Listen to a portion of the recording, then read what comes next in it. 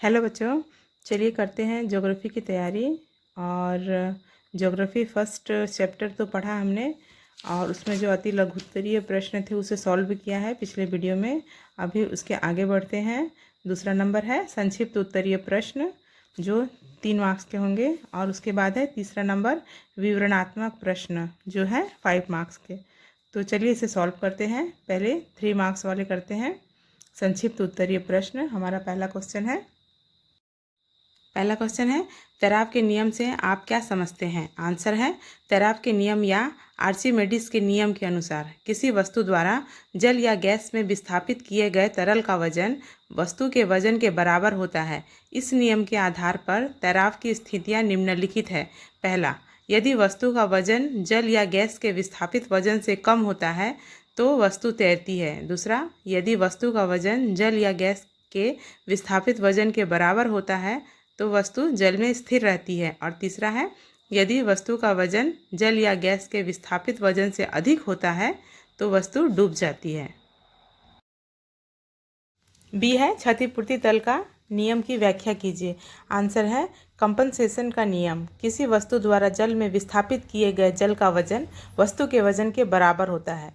Compensation के स्तर। पहला है पूर्ण कंपनसेशन, वस्तु का वजन बराबर विस्थापित जल का वजन। दूसरा, आंशिक कंपनसेशन, वस्तु का वजन इज ग्रेटर देन विस्थापित जल का वजन। तीसरा है अधिक कंपनसेशन, वस्तु का वजन लेस देन विस्थापित जल का वजन।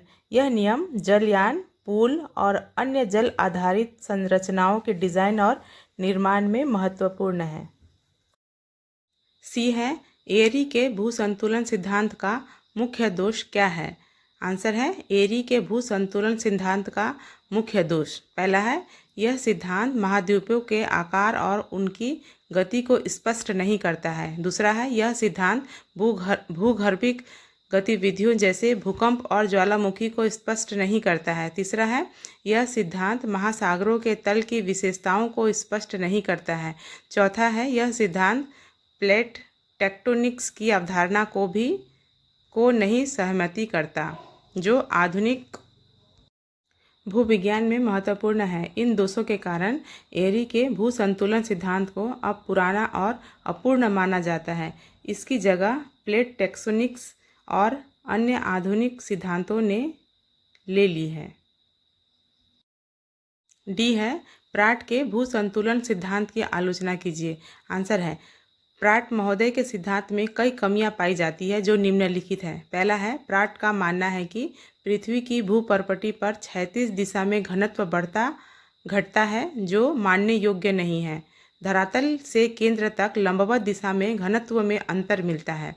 दूसरा है, यह प्रमाणित है कि भूसंतुलन के बिगड़ने से उत्पन्न होने वाली भूगतियाँ क्षैतिज होती हैं और यदि प्राट के मत को माने तो ऐसी भूगतियाँ लंबवत होती है।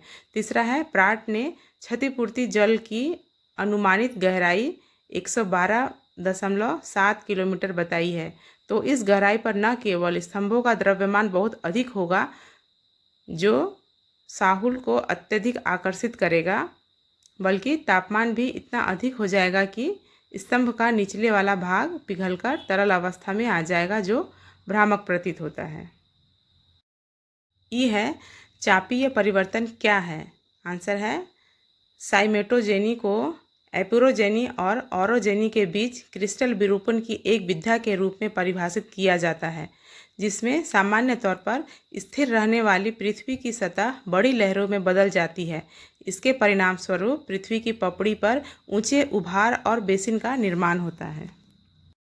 आगे बढ़ते हैं। तीसरा नंबर है विवरणात्मक प्रश्न जो कि 5 मार्क्स के होंगे। तो हमारा क्वेश्चन है इसका ए है, भूसंतुलन की अवधारणा को स्पष्ट कीजिए। आंसर है भूसंतुलन पृथ्वी की सतह पर शक्तियों का संतुलन है जो पृथ्वी की पपड़ी को स्थिर और संतुलित रखता है। यह संतुलन पृथ्वी के भीतर और बाहर की शक्तियों के बीच होता है, जैसे कि गुरुत्वाकर्षण, भूगर्भिक गतिविधियाँ और प्लेट टेक्टोनिक्स। भूसंतुलन शब्द की उत्पत्ति। भूसंतुलन शब्द संस्कृत भाषा से लिया गया है, जहाँ भू का अर्थ है पृथ्वी और संतुलन का अर्थ है संतुलन या साम्य। इस शब्द का उपयोग पहली बार अमेरिकी भूविज्ञानी क्लोरेंस एडवर्ड डटन ने 1889 में अपने शोध पत्र में किया था। क्लोरेंस एडवर्ड डटन एक प्रसिद्ध अमेरिकी भूविज्ञानी थे जिन्होंने भू संतुलन की अवधारणा को विकसित करने में महत्वपूर्ण योगदान दिया।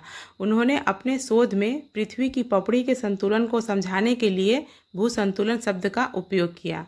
भू संतुलन के घटक, पहला है गुरुत्वाकर्षण, पृथ्वी के केंद्र से आकर्षण बल।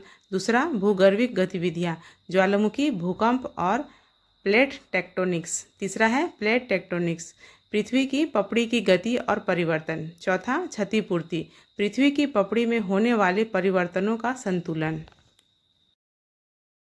बी है जॉन हेनरी प्रॉट द्वारा प्रतिपादित भू संतुलन की अवधारणा का सचित्र व्याख्या कीजिए। आंसर है जॉन हेनरी प्रॉट एक अंग्रेजी भूविज्ञानी थे। यहाँ पे नाम में थोड़ा मिस्टेक हो गया है, तो आप लोग लिखते समय ध्यान दीजिएगा, प्रॉट कर लीजिएगा। अगला है, आगे है, जिन्होंने 1855 में भू संतुलन की अवधारणा प्रस्तुत की। उनके अनुसार भू संतुलन पृथ्वी की पपड़ी में घनत्व के परिवर्तन के कारण होता है, जो पृथ्वी की सतह पर संतुलन बनाए रखने के लिए आवश्यक है। प्रॉट के सिद्धांत के मुख्य बिंदु है, पहला है घनत्व परिवर्तन। प्रॉट ने कहा कि पृथ्वी की पपड़ी के घनत्व के परिवर्तन के कारण भू संतुलन होता है। दूसरा है पपड़ी की गति। प्रॉट ने बताया कि पृथ्वी की पपड़ी में गति होती है जो घनत्व परिवर्तन के कारण होती है। तीसरा है संतुलन बनाए रखना।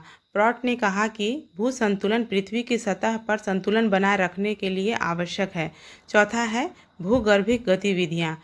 प्रॉट ने बताया कि भूगर्भिक गतिविधियाँ जैसे कि ज्वालामुखी और भूकंप भू संतुलन को प्रभावित करती है। प्रॉट के सिद्धांत का महत्व, पहला है पृथ्वी की सतह की स्थिरता। दूसरा जीवन की उत्पत्ति और विकास। तीसरा जलवायु परिवर्तन का नियंत्रण। चौथा प्राकृतिक संसाधनों का संरक्षण। प्रॉट के सिद्धांत की सीमाएं, पहला है घनत्व परिवर्तन की व्याख्या नहीं। दूसरा पपड़ी की गति की व्याख्या नहीं। तीसरा है भूगर्भिक गतिविधियों की व्याख्या नहीं। इस प्रकार प्रॉट का सिद्धांत भू संतुलन की अवधारणा को समझने में महत्वपूर्ण योगदान देता है, लेकिन इसमें कुछ सीमाएं भी है। डी है भूतल पर संतुलन समायोजन का सचित्र वर्णन कीजिए। आंसर है भूतल पर संतुलन समायोजन पृथ्वी की सतह पर शक्तियों के संतुलन को बनाए रखने की प्रक्रिया है। यह पृथ्वी के भीतर और बाहर की शक्तियों के बीच संतुलन को बनाए रखने के लिए आवश्यक है।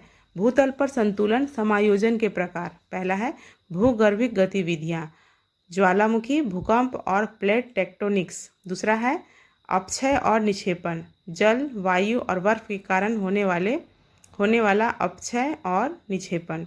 तीसरा तापमान परिवर्तन, जलवायु परिवर्तन के कारण होने वाला तापमान परिवर्तन। चौथा है जीविक गतिविधियाँ, जीवों की गतिविधियों के कारण होने वाला परिवर्तन।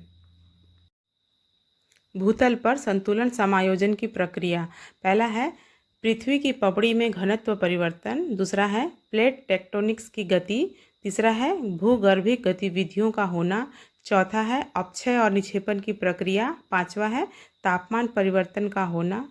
भूतल पर संतुलन समायोजन का महत्व, पहला है पृथ्वी की सतह की स्थिरता। दूसरा जीवन की उत्पत्ति और विकास। तीसरा जलवायु परिवर्तन का नियंत्रण। चौथा प्राकृतिक संसाधनों का संरक्षण।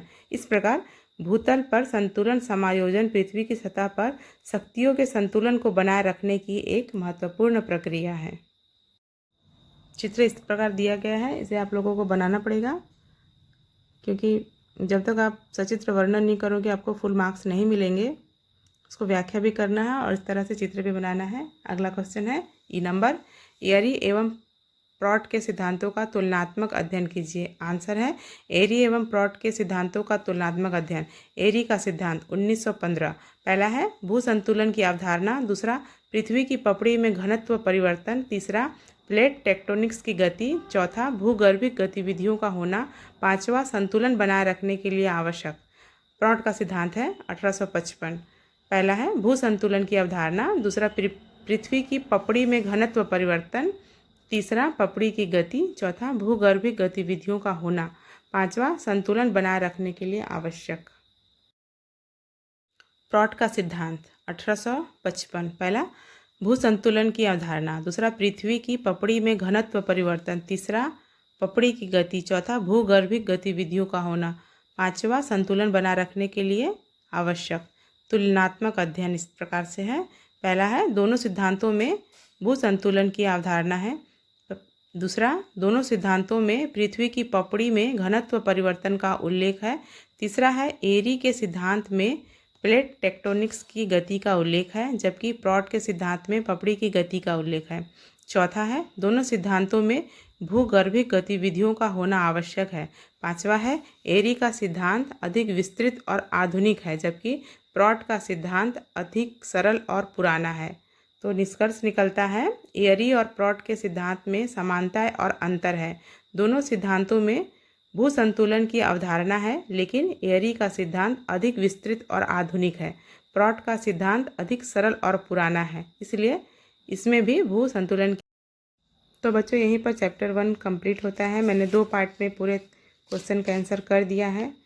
तो बच्चों, आप लोगों को ये वीडियो बहुत अच्छा लगता है, पसंद आ रहा है, कुछ हेल्प हो पा रही है अगर, तो मुझे कमेंट कीजिए और इसे ज़्यादा से ज़्यादा शेयर कीजिए, सब्सक्राइब कीजिए, ताकि मैं इस तरह से वीडियो बनाते रहूं, आप लोगों के सामने देते रहूं। तो चलिए मिलते हैं अगले वीडियो में। Thank you.